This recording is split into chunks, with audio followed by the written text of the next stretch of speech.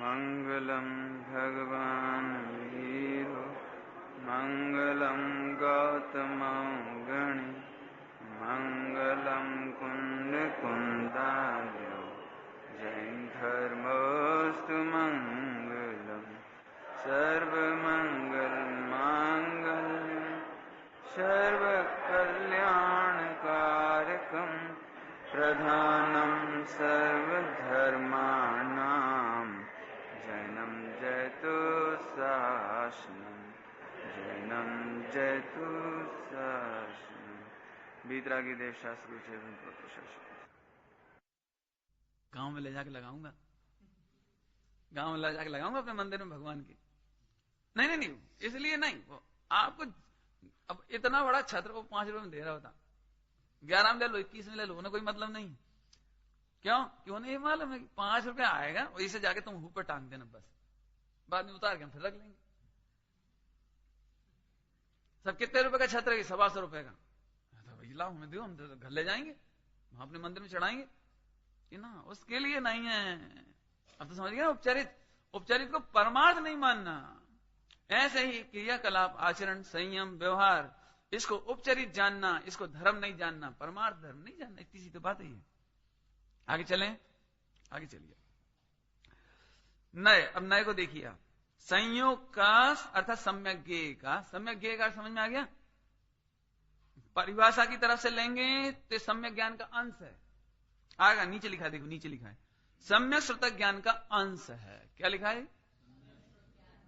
तो इसका मतलब तो ऊपर यही लिखना चाहिए, उपचारित असद्भुत व्यवहार नय में, कि सम्यक ज्ञान का अंश है। लेकिन मैंने कारण बताया अभी आपको, ये क्यों लिखा मैंने, ये सम्यक ज्ञान का विषय है।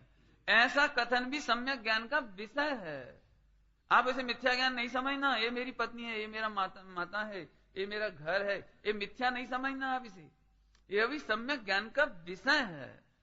केवल ज्ञान में झलके हैं, नहीं तो आप उसे मिथ्या कह के उड़ा दो, ये तो मोह की बात है, ये तो राग की बात है, इसे तो उड़ा दो, उड़ाओ नहीं। ऐसा में आगे चलो। तो सम्यक श्रुतक ज्ञान का अंश है, ठीक है। इसकी चर्चा हम बाद में कर लेंगे, अभी आप ऐसे ही समझ लो इसको। सम्यक श्रुतक ज्ञान का अंश है, इसकी चर्चा हम बाद में करेंगे। अब आइए प्रयोग। अब मेरे ख्याल से अब तो पढ़ नहीं है केवल, अपने को पढ़ नहीं है केवल। देखो मैंने बहुत सारी चीजें समझा दी आपको। देखिए प्रयोग, जैसे सिद्ध भगवान लोक में रहते हैं, वस्त्र आदि पर पदार्थ का त्यागी मात्र इसी नय से, दिगंबर मुनिराजों ने वस्त्र का त्याग किया, इसी नय से त्याग किया। आगे के नयों में इसका त्याग ही नहीं है। यदि आप इसके अनुपचरित असद्भुत से पूछोगे तो वो कहेगा हमें वस्त्र दिखाई नहीं रहे, त्याग करने की बात कर रहे, हमें दिखते ही नहीं, केवल वस्त्र संयोग की सामग्री इसी नय की मर्यादा तक है, और यहीं छूट जाएंगे सारे। माने ध्यान से सुनना, एक जीव इतने बड़े विश्व में पसरा हुआ सोच रहा था, कल्पना कर रहा था ये सब मेरा है, तो इस नय ने दिगंबर मुनिराज बना दिया इसे। मैंने कपड़े तक उतार दिया, अब शरीर बचा। अगले नय में शरीर से चर्चा शुरू होगी। समझ आया? समझ आया? ए सुमित, कहां तक अभी तुम कहते थे मेरा मकान, दुकान, सामग्री, ये वो तमाम, ये सबसे हटा करके कहां तक ले आएगा वो? कपड़े तक हटा दिए उसने। माने यहां वस्त्र आदि का त्यागी हूं, पर पदार्थ का त्यागी हूं, इसी नय से कहते हैं। बराबर? आगे देखिए, मेरा धन कहना, भगवान समव शरण में है ऐसा कहना, मैं घर में रहता हूं, भारत में रहता हूं, अभी समझाया, इष्टानिष्ट विषयों से उत्पन्न सुख दुख को भोगता हूं, तो कर्ता भोक्ता स्वामी में ये सब समझा दिया आपको। अब आगे, 3 लोक के समस्त पदार्थों, वस्त्र से लेकर माता पिता तीर्थंकर से भी भेद करा दिया। किससे भेद विज्ञान करा दिया? तीर्थंकरों से भी। इसको भी समझा चुके हैं आपको। भगवान मेरा भला कर देंगे, कल कहा था शायद, भी 3 रतन करतार, भिन्न भिन्न कहूं आरती, हरे जिनवाणी माता सम्यक ज्ञान देती है ऐसा कहना, यही भेद विज्ञान करा दिया उससे। भेद विज्ञान यही करा दिया कि हम तो कहेंगे कि जिनवाणी माता सम्यक ज्ञान देती है, हम तो कहेंगे भगवान केवल ज्ञान देते हैं, रत्नत्रय देते हैं, सुख देते हैं और हमारे तारणहारे हैं, लेकिन उससे भेद विज्ञान भी यही करा दिया। उत्तर उपचारी समझना, जैसे मन का घी, है, समझ आया? देखो आगे चलें, कठिन हो तो पूछ लेना। धन कमाने में अनैतिकता क्यों करें? बहुत बढ़िया पॉइंट है। उपचार से ही तो कहा था धन में सुख है। उपचार से ही तो कहा था धन में सुख है। इसका मतलब धन में सुख नहीं है। ऐसा जानने वाला व्यक्ति धन कमाने में अनैतिकता क्यों करे? अन्याय क्यों करे? मिलावट क्यों करे? ये धन इतनी गंदी चीज है वर्तमान समय में। धन, मैंने तो मालूम हमारे भोपाल कॉलेज में मैंने हर डिपार्टमेंट के लिए एक स्लोगन दिए थे, हर डिपार्टमेंट के लिए, हर डिपार्टमेंट के लिए। तो अर्थशास्त्र विभाग में एक, तो उसके गेट पे लिखने के लिए मैंने लिखा था, अर्थ ही समस्त अनर्थ की जड़ है।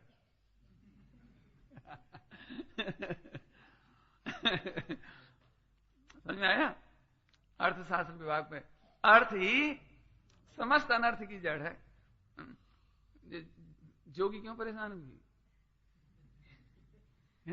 और जितने लोगों के नाम है तुम्हारे नीचे से ऊपर तक, मुलायम सिंह से लेकर वो क्या लालू प्रसाद से लेकर के वो जितने भी, वो एक तेल घी वाला है क्या? कितने हैं नाम बोलो? कौन से हैरान है जी?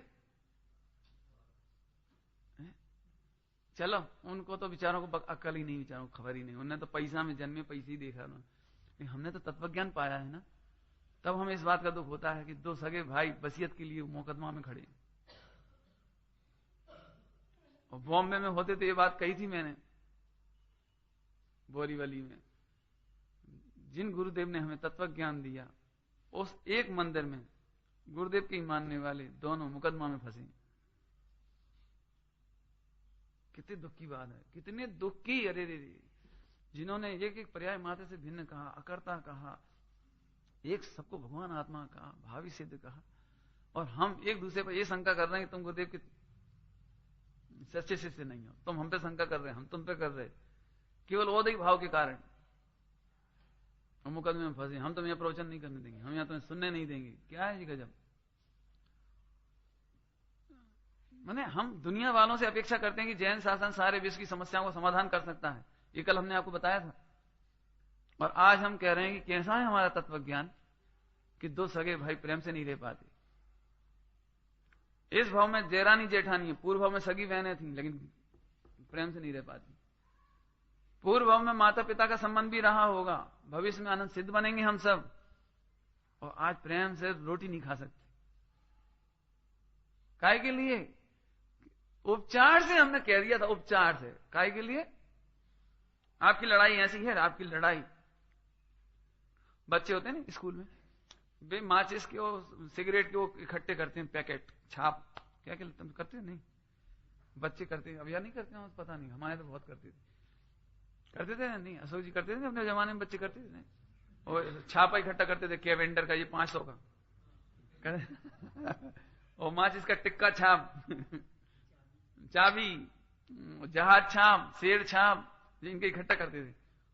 और इन्होंने क्या करा, इसमें उपचार कर लिया। क्या उपचार कर लिया? ये 500 का, ये 200 का, ये 50 का। जैसे तुम ट्रेड खेलते ना, ट्रेड, उसमें वो नोट कागज के, चूरन के। अरे साहब, बच्चे लड़ मारे। तूने यहां से मेरा रुपया क्यों उठाया? तूने यहां से मेरी गोटी क्यों उठाई? यहां मेरा बंगला था कश्मीर का, वो कहां चला गया? लड़ मारे। मालूम पड़ा दो ही हॉस्पिटल में। अरे मूर्खो, इसी डबिया का नाम बंगला नहीं है जी, ये तो उपचार से अपन खेलने के लिए कह दिया है। और ये चूरन के नोट हैं, इनमें अपन ने उपचार से खेलने के लिए नोट कहे, 500 के, 1000 के। लड़ो मरो मत, बिल्कुल ऐसे अपन लड़ रहा है भाई। इतनी सी डबिया रखे, तुम इतनी बड़ी डबिया रखे। मैंने एक बार पढ़ा था अखबार में, एक शराबी आदमी या मूर्ख आदमी समझ लो, नशेलची, सड़क पर पड़ा था। इतने में एक मारुति में बैठकर आया एक आदमी, भैया सामने से हटो, अभी फंस जाओ, मतलब मर जाओ, कुछ हो जाए। तो वो हट गया वहां से, लेटा हुआ था, सब उठ कर अपने कपड़े झाड़ते हुए बोला, बोले एल्यूमिनियम के डब्बे में क्या बैठ गया? मैं अकड़ता है क्या? नहीं, टीन के डब्बे में बैठ के अकड़ते हो? अब तो नसेल चाहिए, बोल गया उससे क्या है। लेकिन अपन कल्पना सच में विचार तो करो, अपन ने उपचार से ही तो कहा था ना इनमें सुख, हम उसे बिल्कुल यहां से मान बैठे। अरे रे, अभी कौन बच्चे ने कहा था, इसने कहा था सुमित ने, जब ऐसी कोई बात आई ना ये उपचारिता, कहले भैंसे का ध्यान भैंसे का ध्यान, ये उपचारित इनमें ही तो लगना है, ये भैंसे का ध्यान। अरे रे रे भैया थोड़ा समझना, पैसे के लिए मोक्षों में प्रेम नष्ट नहीं होना चाहिए। पैसे के कारण साधर्मियों में तो ठीक, सगे भाइयों में नष्ट नहीं होना चाहिए प्रेम। अब इस पे तो मेरे जो समझ में आ रहा है वो तो बहुत ही भयानक है। मतलब ऐसा लगता है एक बहू अपने पति की कमाई पर इसलिए अकड़ रही है, मेरे पति की कमाई, अरे कल कोई एक्सीडेंट हो जाए, पति का मरण हो जाए, कुछ हो जाए, तब तो कौन है तुम्हारे लिए? वेई देवर, वेई जेठ, वही परिवार, वेई माता पिता, वे सब तुम्हारे सहयोगी होंगे, संरक्षक होंगे। आज तुमने प्रेम नष्ट कर लिया केवल पति के अरमान में, अहंकार में। अब बताओ, जब तुम इतनी बुरी बन चुकी सबसे है, कल पाप के उदय में हॉस्पिटल जाना पड़े तो तुम दूध लेने जाओगे कि हॉस्पिटल जाओगे? झाड़ू लगाओगे कि पानी भरोगे? क्या करोगे बोलो? अकेले रह के क्या करोगे बोलो? बच्चे को संभालोगे कि स्कूल भेजोगे कि हॉस्पिटल जाओगे, दवाइयां लाओगे, व्यापार करने जाओगे? क्या क्या करोगे बोलो? बनीता बोधनी की भाषा में कहें तो मेरी प्यारी मूर्खा भोली बहनों, मूर्खा शब्द जोड़ा है, भोली भाली मूर्खा बहनों, थोड़ा स्वाध्याय करो। ऐसे खूब बनीता बोधनी बहुत प्रेरणा की है ऐसी, थोड़ा समझो, दूरदृष्टि रखो। हम देखा है ना, प्रत्यक्ष इसलिए कह रहे हैं, देखा इसलिए कहते हैं, बहुत अंदर से कष्ट होता है। अरे रे अपन भावी सिद्ध हैं, सब प्रेम से रहना सीखो। यही सब बात उसमें आएगी। बाल वो 2 में भी आई है, पढ़िए क्या लिखा है। मेल मिलाप बढ़ावे हम सब, तब तब धर्मोन्नति का करें प्रजा। हम धर्मोन्नति की बातें तो करते हैं और मेल मिलाप नहीं है तो धर्मोन्नति नहीं हो सकती। भैया देखो, बहुत हृदय से कही है बात, बहुत हृदय से आप स्वीकार करना। घर बनाने में तो माताओं बहनों का बहुत बड़ा हाथ होता है, बहुत बड़ा हाथ होता है। सच्ची बात करें तो 99% जिम्मेदारी तो माताओं बहनों की है। बच्चों में पैसे के कारण अपने चाचा से नफरत करा देना, दादा दादी से नफरत करा देना, ये अच्छी बात नहीं। बच्चे प्यार लेने कहां जाएंगे? पड़ोसी के घर में प्यार मिलेगा उन्हें, गलियों में प्यार मिलेगा? बता, मुझे इतना कष्ट होता है जो बहुएं गोद का बच्चा लेके अलग हो जाती हैं, उस बच्चे के सिर पर हाथ कौन रखेगा प्यार का? तुम कार्य में व्यस्त, पतिदेव दुकान में व्यस्त, तुम टीवी में व्यस्त, खाने बनाने में व्यस्त, वो बच्चा अब गली में जा नहीं सकता, मोहल्ले में जा नहीं सकता, पड़ोसी प्यार देंगे नहीं, कौन देगा प्यार उसे? दादा दादी की गोद में बेटा बेटा बेटा। अब पहले अपन ने नफरत पैदा कर दी, हाँ काय की दादी, मजबूरी भोजन कराना ही पड़े था, कहते दादी से खाने हो तो खा ले, रोटी बन गई जा दद्दा है बुला लिया है। माने तुम्हारे ऐसी भाषा नहीं बोलते होंगे, लेकिन बच्चों के दिमाग में आपने, कोमल मस्तिष्क में बड़ों के प्रति यदि जहर भर दिया नफरत का, अब आपके घर में तत्वज्ञान कैसे पलेगा? मुझे तो नहीं समझ में आता, आप बता देना कैसे पलेगा। दादा दादी के प्रति सेवा भाव, प्रेम भाव, भले आपको नाराजगी होए, आप बच्चों से नहीं कहो जा बेटा दादाजी के पैर छू के, जा बेटा दादाजी के हाथ पांव दबाया, बेटा दवाई दिया, बेटा जा दवाई दवाई, प्रेम से कहो, आदर से कहो, बच्चों को जोड़ो, तोड़ो मत। क्षमा करना भैया जी, मैं बहुत भटक जाता हूं जरा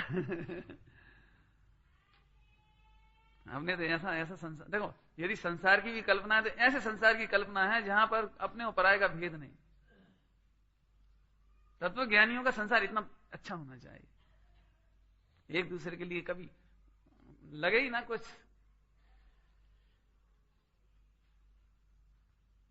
जिनसे घर में रहना नहीं आता वे मुनि बनने लायक नहीं हो, त्यागी आरिका बनने लायक नहीं, हम लिख के कहती हैं बात।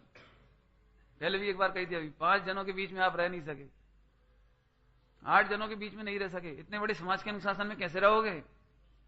पूरे हिंदुस्तान के समाज में कैसे रहोगे? वहां तो 70 के लोग हैं। अभी तुम्हें एहसास नहीं बेटा?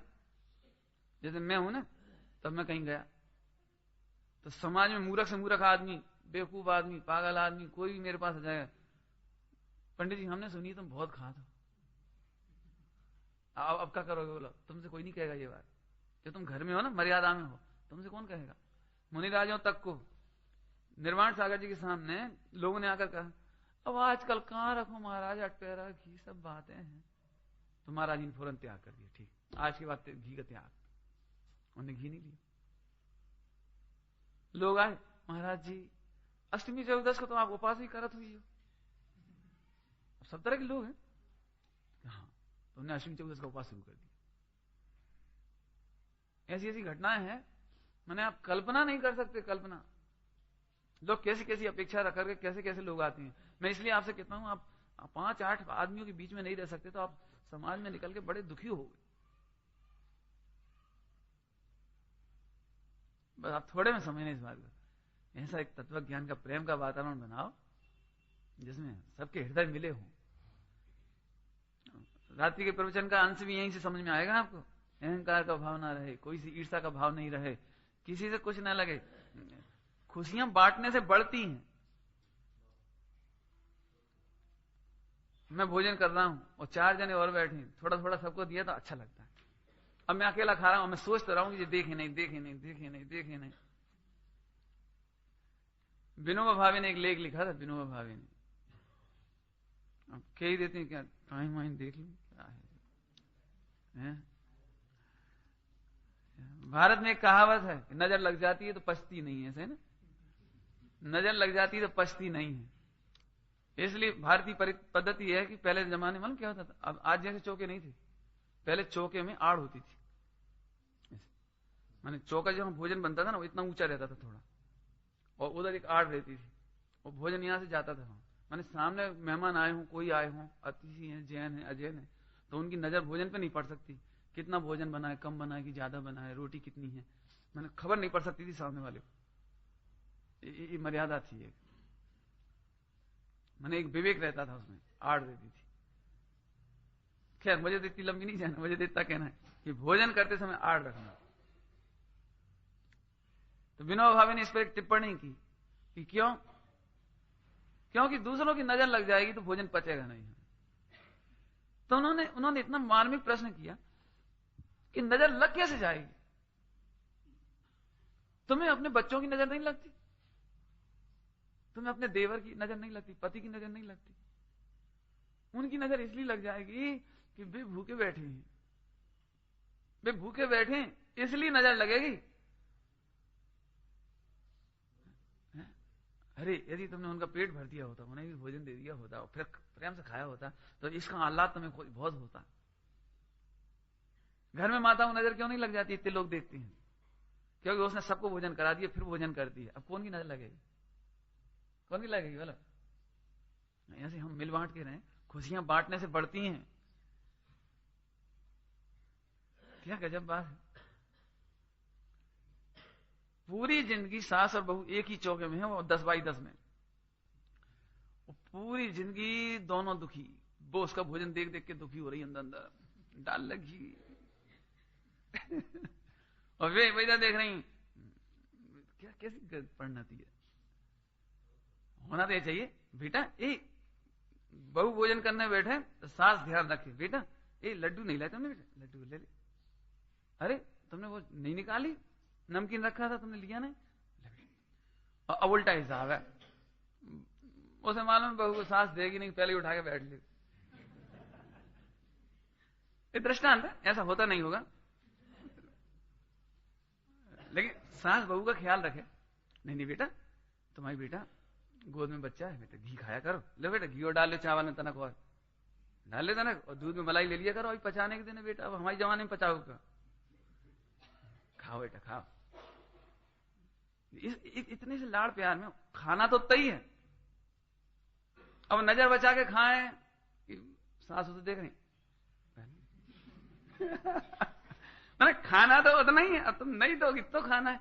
आप मंदिर चली जाओगी तो खाना पड़ेगा। मैंने होना ही चाहिए अपने हाथों से, ले बेटा बेटा बेटा। अब मैं नहीं सोचता हूँ कि ऐसी बहू सास से अलग होने की कोशिश करेगी, वो सारी जिंदगी सेवा करेगी। माता जी आप तत्व ज्ञान तो आपने किया है, माता जी आप तो जानती हो देह भिन्न है, माता जी आप चिंता नहीं करो। माता जी आप घर की चिंता नहीं करना, चौका हम संभाल लेंगे, आप बिल्कुल आकुलता नहीं करना। और आप देवर की चिंता नहीं करना, देवर हमारा भाई है छोटा, हम उसकी खूब रक्षा करेंगे, आप चिंता नहीं करना। आप तो शांति से समाधि मरण करो। बोलो कितना सुंदर वातावरण होगा।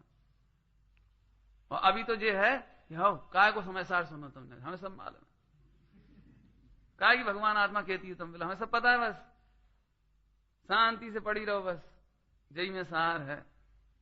मैं आप संबोधन में एक बात मैंने आपको समाधि मरण में ये बात बहुत विस्तार से बताई। संबोधन हृदय से आती है, वचन से नहीं आती। यदि आपकी बहू आपके प्रति आभारी होगी, अनुग्रहित होगी, तो वो हृदय से आपको संबोधन करेगी। माता जी आप चिंता नहीं करो माता जी। अभी अब तुमसे कौन कह रहा तुम टेंशन करो, चिंता तो नहीं करो, शांति से तो मरो। अब बता संबोधन कैसे होगा, बता। ना सिर्फ ऐसे वचन ना भी बोले कदाचित, थोड़े बहुत लाग लपेट भी कर दे, लेकिन हृदय तो जाहिर हुए भी ना नहीं होता ना, हृदय तो प्रकट हुए ना नहीं रहता। समाधि मरण उनका ही संभव है जिन्होंने किसी का हृदय जीता है। आपने हृदय नहीं जीता तो आपका समाधि मरण हो ही नहीं सकता, आपको हो ही नहीं सकता, बताओ। और नहीं तो आपको बड़े प्रेम से भी खिलाएंगे तो भाषा ऐसी आएगी, अरे आप पियो पियो, आपको कोई मना कर रहा है क्या, आप तो खूब मौसमी का रस पियो। नहीं समझ आए, नहीं समझ आए, समझ नहीं पाए। पियो पियो भैया, आपके दिन है, पियो पियो मौसमी का रस पियो। अब भाषा कितनी अच्छी लग रही है, लेकिन बोला है ना इधर। हृदय निर्मल हुए बिना भाषा नहीं बदली जा सकती, भाषा में कोमलता नहीं आ सकती, कठोरता नहीं मिट सकती। माता अपने बच्चे से तन्मय है, समझ लो ममत्व में, प्रेम में, तो वो चाहे जैसे बोल दे तो वो बच्चे को बर्दाश्त है। खा ले चुपचाप, देखो कितने लाड़ से खिला रही, देखो कितने लाड़ से खिला रही। नहीं होता बोलो, क्या तुम्हारी मम्मी कैसे कहती है, तुम नहीं खाओ, मना करो तो है चुपचाप खा ले, बैठ जा, बड़ा प्रेम लगता है। और यही बात कोई और कहे तो हृदय जुड़ा हो तो हर भाषा कोमल ही होती। क्या कह रहे हैं, कोमल करना नहीं पड़ती, कोमल ही होती है। और हृदय में यदि हमने किसी हृदय नहीं जीत पाए तो समाधि मरण में कोमल भाषा नहीं मिलेगी, मैं कहता हूं आप। बोला और मान चलो अच्छी बोल भी दे, मेरे प्रवचन से प्रभावित होकर वो अच्छा बोल भी दे बहू माता जी को, तो माता जी कहेंगी देखो कैसी चिकनी चुपड़ी लगा रही, देखो बड़ी आफत है, क्योंकि दोनों का हृदय नहीं मिला ना। जब हृदय नहीं मिला हम तो सब समझे, अब मर रहे हैं तो सब सोना चांदी मिलेगा, सब मक्खन लगा रहे हैं। अब ऐसी सास को कौन समझाएगी तुम समाधि मरण कैसे करोगे। क्षमा करना भैया, आज हमने बहुत ही ज्यादा दलदल में घुस गए आज हम, लेकिन सच में बड़ा कष्ट है, बहुत ही कष्ट है। ऐसा लगता है जीवों को सद्बुद्धि कब होगी। कौन की बात चल रही है जी अनु, तत्व ज्ञानियों की, माने जिन्होंने तत्व ज्ञान का झंडा हाथ में ले रखा है, उनके घर की बात चल रही है। जिनके पास तत्व ज्ञान नहीं है, देव शास्त्र गुरु की भक्ति नहीं है, पूजा नहीं है, उनसे तो अपन कहा कहें। वे आ गए सोई धन्यवाद है भैया, तुम मंदिर आ गए यही बहुत, तुम दर्शन करके रोटी खाते हो यही बढ़िया भैया, तुमसे कहा कहें। जितने लोग सुन रहे भैया ऐसा ऐसा जीवन बनाओ अपना, क्या कहें। तुम ये नहीं समझना कि शास्त्रों के विवाद का हल करने वाला ही सयादवाद है। ये भी एक बड़ी मुश्किल है। जैसे मैंने ऐसा प्रवचन करता हूं ना अशोक जी, तो सब मेरे को नापास कर देती हैं, जी पंडित जी बहुत बेकार है, फालतू बातें करते। ये तो नहीं कहते भगवान आत्मा पर्याय छूती नहीं। हर विवाद का हल हो सकता, क्या मतलब इसका, हर विवाद सयादवाद के द्वारा। ये आत्मा की ही समस्या थी घर में अभी शरीर की समस्या नहीं थी, ये आत्मा की ही समस्या थी कि हमारा आत्मा कितना कुंठित है, हमारा उपयोग कितना कुंठित है कि हम एक भगवान आत्मा दूसरे भगवान आत्मा को पहचान नहीं पा रहे हैं। बोलो आप मजबूरी में एडजस्टमेंट कर सकते हो, लेकिन समर्पण थोड़ी कर सकते हो। कैसे करोगे बोलो। आज एक दूसरे को हम एडजस्ट करने तैयार तो मजबूरी में हो सकते हैं, वैसे तो होते नहीं। समर्पित व्यक्तित्व ही नहीं बचा। और समर्पित व्यक्तित्व तत्व ज्ञान से आना चाहिए। सियादबाद से आता है, मुझे आपसे कोई हटाग्रह नहीं, आपको मेरे हटाग्रह नहीं। पंच कल्याण की बात मिलो, कल रात को कह रहे थे ना, बड़ों को छोटों से कोई दुराग्रह नहीं, छोटों को बड़ों से दुराग्रह नहीं। भैया हम अपने सुझाव दे रहे हैं, आप मानो धन्यवाद, नहीं मानो तो कोई बात नहीं। क्यों? मानना और नहीं मानना मेरे पुण्य के उदय पर भी तो डिपेंड करता है, एक बात। और फिर दूसरी बात, आप सबके भवितव्य पर भी तो निर्भर करता है। आपका भवितव्य अच्छा होगा, आप मेरी बात एक बार में मान लोगे। आपका भवितव्य अच्छा नहीं होगा, आप यही सोचते रहोगे ये पंडित जी बस जब देखो फालतू बातें बताते रहते हैं। इतनी देर में तो भगवान आत्मा की बात करते तो सम्यक दर्शन हो जाता। सुनो भैया, सम्यक दर्शन वाणी से नहीं होता, होता तो दिव्य ध्वनि से हो जाना चाहिए था।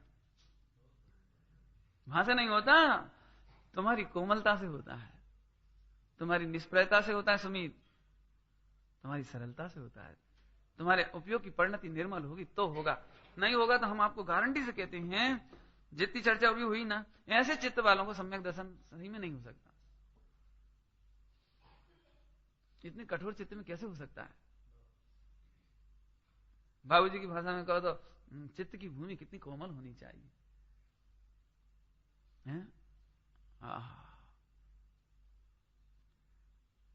मायाचारी की बात नहीं चल रही है बिल्कुल भी। आप झूठी लाग लपेट से नहीं, सचमुच एक बार सियाद बात का प्रयोग करके और भेद विज्ञान करके तो देखो, अरे रे हमारे घर के सारे जीव भावी सिद्ध हैं, कितना प्रेम आएगा बोलो। और नहीं तो फिर हम हरिजन से भी गए भी थे, बता दे। बोलो भैया, मैं आपसे एक बात कहता हूं, चुनाव जो लड़ रहे हैं कोई भी, कांग्रेस हो चाहे भाजपा, कोई हमें नाम मतलब नहीं, हम कोई भी चुनाव लड़ रहा है, कैसे आदमी हो, काय के लिए लड़ रहा है जी? जी कोई फ्री फोकट का 25 लाख कमाया इन्होंने, जो 25 लाख रुपए में चुनाव जीतने गए हैं? बता, कोई अपनी गांठ का 25 लाख रुपए खर्च कर रहा है तो काय के लिए कर रहा है? ईमानदारी के लिए, केवल वो 10-25 हजार रुपए महीने का वेतन के लिए, 10-5 हजार का वेतन के लिए। 5 साल में कितना सा होगा वो 25 लाख हो जाएगा।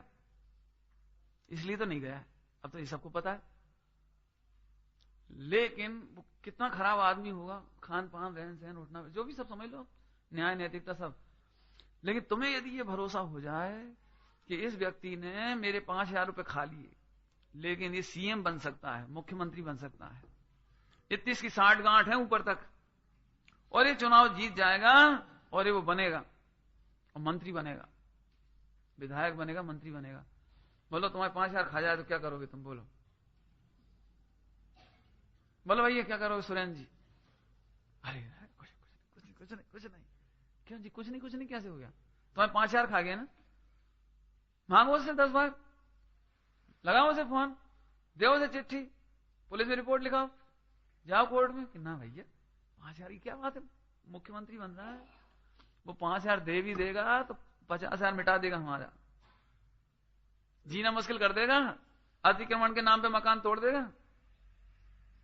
बामौर में अतिक्रमण के नाम पर पूरा मकान 20 लाख का मिटा दिया। बोलो, आपको पता है ना ये पावर में चला जाएगा, पावर में। तो कितना ही खराब हो, हम उसकी बुराइयां तक नहीं करते, उपगूहन करते हैं। और खा गया तो कोई बात नहीं, खा जान दे, खुश खा जान दे। जब एक SC ST हो कि कोई हो बिल्कुल खराब आदमी है, कुछ मतलब नहीं, वो हमारे 5,000 खा गया, हम उसका उपगूहन कर सकते हैं, छिपा सकते हैं। बल्कि इतना ही नहीं, मुख्यमंत्री बन के यदि वो सुरेंद्र जी यहां से कृतार्थ हो जाएंगे, आओ भाई आओ, फूलमाला और पहनाएंगे, बैठो भैया बैठो, और हमें बड़ी खुशी हुई, बधाई हो आपको। बोलो 5,000 की बात याद करोगे कि जे याद करोगे? बोलो। तो जब लोग व्यवहार में हम इतने समझदार हैं, एक व्यक्ति केवल 5 साल के लिए भी गारंटी नहीं है जिसकी, उसके लिए हम धन्यवाद, बधाई, हार माला बिठाएं, आदर करें।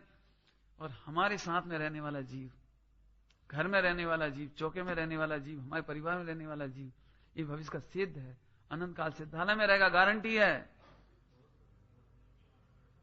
अनंत चतुष्टय प्रकट करेंगे, ये भगवान बनेंगे। और हमें वात्सल्य तक नहीं आता, प्रेम तक नहीं आता, हम फिर वही हावी कर देते हैं, उपचारिता सद्भुत व्यवहार न। उपचार से ही तो कही थी, है? उपचार को इतना बड़ा परमार्थ मान लिया जो असली परमार्थ दब गया। और इसीलिए आज हमारा लोकाचरण परिवार सब सुखी नहीं है।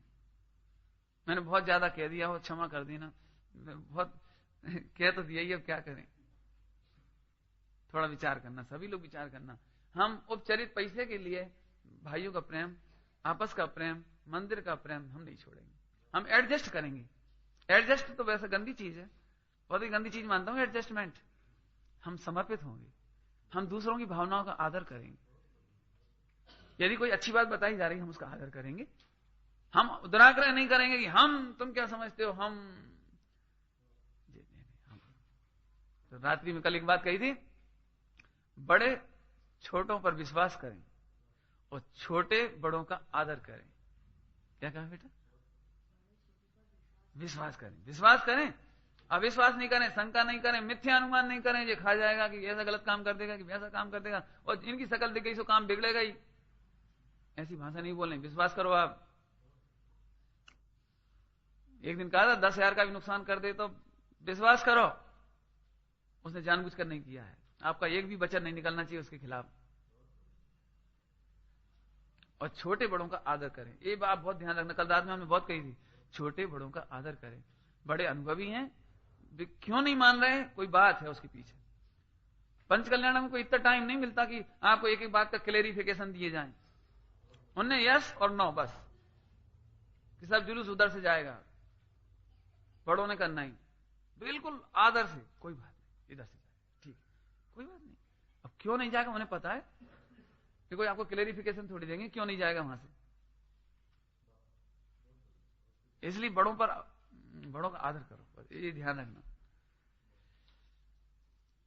बोर तो नहीं हो रहे हैं आपने? आज पिन ड्रॉप है बिल्कुल सन्नाटा। चलो आगे पढ़ते हैं भैया, पढ़े कि ना पढ़े। धन कमाने में अनैतिकता क्यों? भोगों में सुख और स्वर्ग में दुख, ये उपचरिता ही है। उपचरिता है ना, भोगों में सुख और नरक में दुख। बहुत इतनी बढ़िया बात लिखी है इसमें, स्वर्ग में सुख उपचरित है। तो कौन मूर्ख होगा जो स्वर्ग का लोभ करेगा, निदान बांधेगा? सम्यक दृष्टि क्यों निदान नहीं बांधते? स्वर्ग के भोगों का निदान बंद क्यों नहीं करते? सम्यक दृष्टि निदान बंद क्यों नहीं करते? क्योंकि उन्हें मानो उपचरित ही है कुछ नहीं हो। और नरकों के दुखों से भयभीत क्यों? उपचरित ही तो है, उपचरित ही तो है। अब इस पे विस्तार की चर्चा में नहीं कर रहा हूं, पहले समझा चुके हैं थोड़ा आपको।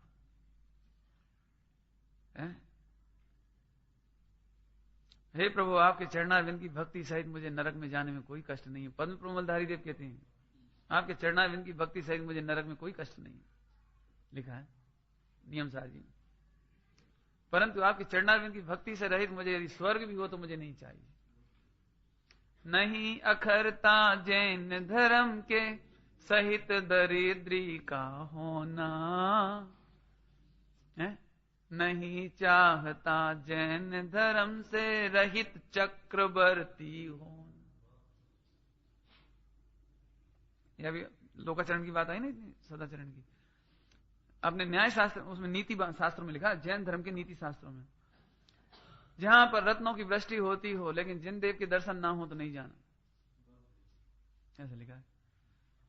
यदि सत्संग ना हो, जिन देव का दर्शन ना हो, पूजन स्वाध्याय ना हो, वहां रत्न भी बरसते हो, कुवैत में, अरब अमीरात में करोड़ों रुपए कमा सकते हो आप, आज भी करोड़ों रुपए कमा सकते हो आप, रत्नों की भी वृष्टि हो तो नहीं जाना। इतने प्रसंग आते हैं गुरुदेव श्री के याद।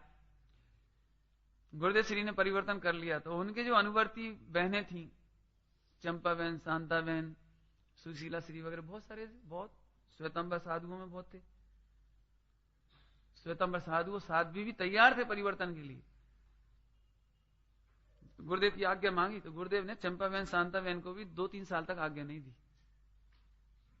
दूर रहो आप। मालूम क्या कहा उन्होंने? जब भी कोई उनसे पूछता कि हम परिवर्तन कर लें तो गुरुदेव बोलते थे, जिनको सूखा रोटला और छाछ में गुजारा थई सके ते परिवर्तननी बात सोचवी। समझ में आया? जो केवल सूखी छाछ रोटी में गुजारा करके जैन धर्म को अंगीकार कर सकता हो, इस जैन तत्व को, वीतरागी तत्व को, तत्व ज्ञान को केवल सारे जीवन सूखी छाछ रोटी से गुजारा करने की कल्पना करता हो, इतना ताकत हो, देश परिवर्तन करो, मत करो। क्या क्या गजब होता होगा। ऐसा नहीं, आ जाओ, कुछ नहीं, बात नहीं करते थे। बोलो, सोनगढ़ में जो कुछ आप देख रहे हो ना, इसके पीछे शांताबेन का हाथ और चंपाबेन का हाथ। तो चंपाबेन तो गौण थी, लेकिन शांताबेन का हाथ है। उनके रिश्तेदारों ने सबसे पहले वहां पर वो मंदिर बनवाया, स्वाध्याय मंदिर है ना, सबसे पहले बना स्वाध्याय मंदिर, जहां गुरुदेव ठहरते हैं, रहते थे, वो सबसे पहले उनके रिश्तेदार ने बनवाया। वे पीछे पढ़ पढ़ के गुरुदेव कहां जाएंगे, गुरुदेव कहां रहेंगे, गुरुदेव कहां रहेंगे, अपने को बनवाना चाहिए, अपने को करना चाहिए। अपने को बार बार गुरुदेव को पूछो, गुरुदेव तो मना कर देते, नहीं, जरूरत नहीं। लेकिन वो कहते नहीं, गुरुदेव कहां जाएंगे, पूरे हिंदुस्तान में अभी कहीं श्वेतांबर साथ देंगे नहीं, दिगंबरों का परिचय नहीं करेंगे, कहां गुरुदेव कहां जाएंगे। तो उन्होंने अपने रिश्तेदारों को प्रेरित कर करके और तब वो स्वाध्याय मंदिर बनवाया था उन्होंने। शांताबेन का बनवाया हुआ है, समझ लीजिए, उनके रिश्तेदारों ने बनवाया।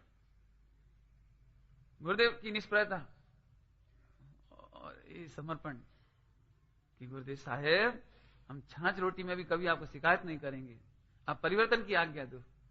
ये साचा तत्व ज्ञान हमसे छोड़ा नहीं जाता और हमें सुलभता से मिल गया ना, सुलभता से। इसलिए अभी बता रहे थे सुरेंद्र जी कि पुजारी कम हो जाते हैं, आप जाओगे तो भीड़ कम हो जाएगी। रे तुम्हें बहुत सहजता से मिल गया, इसलिए कीमत नहीं आती।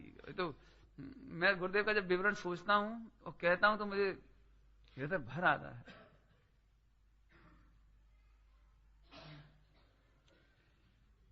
हमने तो ऐसा लगता है कि कोई जाने कितने भवों का पुण्य का उदय हुआ, जैसा इतने पवित्र जीव का समागम मिला और उनका दर्शन मिला, कितने भवों का पुण्य इकट्ठा हुआ, तब हम क्या बताएं। इसलिए आपसे इतना ही अनुरोध है, इस तत्व ज्ञान को आप बढ़ा नहीं सको तो घटाओ मत। एक अंतिम बात कहता हूं, टाइम हो गया आपका।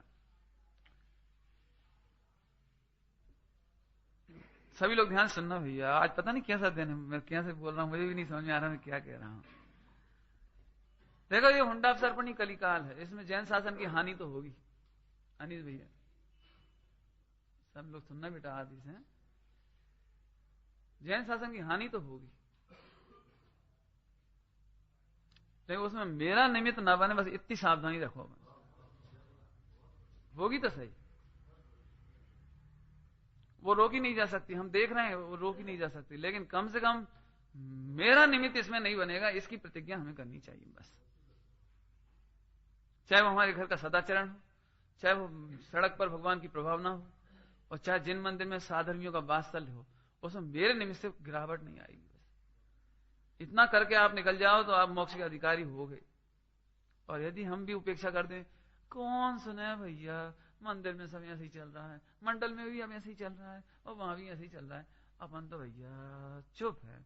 चुप नहीं, आप चुप नहीं रहिए, आप पुरुष हैं, आप पौरुष चलाइए, अपने निमित्त से ये काम गलत नहीं होगा। इतना मुझे इतना कहने का भाव भी आता ना, इसीलिए आता है मेरे को बहुत अंदर से, मतलब कोई पंच कल्याणों को प्रति 1% भी अनुराग मतलब नहीं है, यूं समझ लो। हालांकि ये मेरी दुष्टता ही समझ लो कि नहीं है, शिविरों के प्रति बहुत एक उपेक्षा का भाव है, समझ लो। लेकिन जब कोई चाहता है ना, तो तब थोड़ा सोचता हूं, जब कोई मेरे से चाह रहा है तो मैं क्यों ना बताऊं। इतने से अनुराग के पीछे इधर आना हुआ, समझ लो। इस कलिकाल में पहले तो कोई सत्य रास्ता जानना नहीं चाहता, कोई अनुशासन जानना नहीं चाहता, कोई संस्कृति को जानना नहीं चाहता, कोई जिन शासन की प्रभावना कैसे होती है जानना नहीं चाहता। यदि कोई हमारे सामने आएगा तो हम तो उसके सामने अपना सब खोल के रख देंगे। अब फिर हो नहीं हो वो जुदी बात है, लेकिन कम से कम हम अपनी भावना तो पूरी करेंगे। ऐसी भावनाओं की पूर्ति आप सब भी करेंगे इसी काम।